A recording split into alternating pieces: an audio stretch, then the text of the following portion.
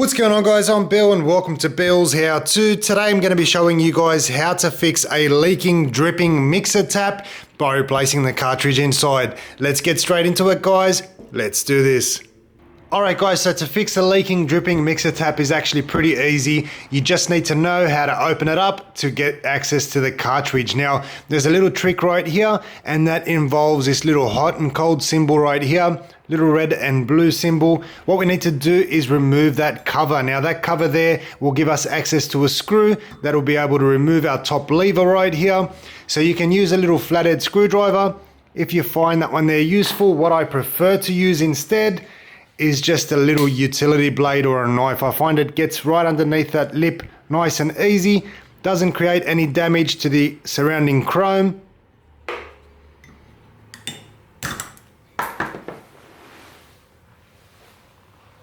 You can see there I've now removed that little outer cap.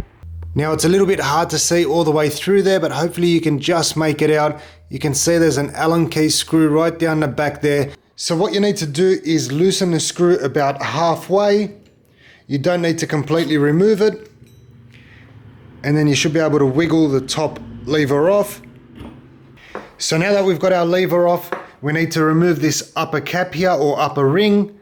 And that one there simply screws on. So just twist it to the left. Might be a little bit tight at first. Put that one there on the side. And you can see we've got a little collar here.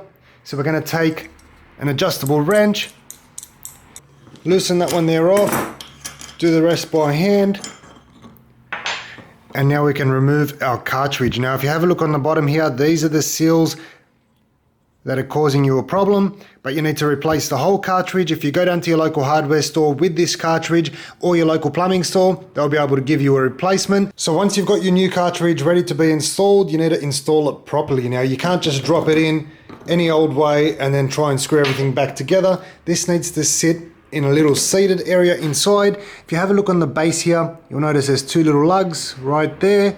You need to line them up with two little holes right down the back. So you can see there's two little holes right there. So we'll twist this one here up in the right position. Drop that one there in place. And you can see now it's sitting nice and secure.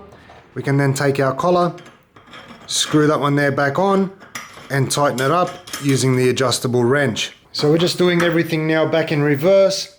Tighten that one there back on. Put our little cover back on top. Now our lever can go back in position. We can reattach our screw or put our screw back in further so that it bites on and holds everything in place. Then we can reinstall the cap, making sure that we've got it sitting the right way. So red to the left for hot, blue to the right for cold. We'll center that one there in place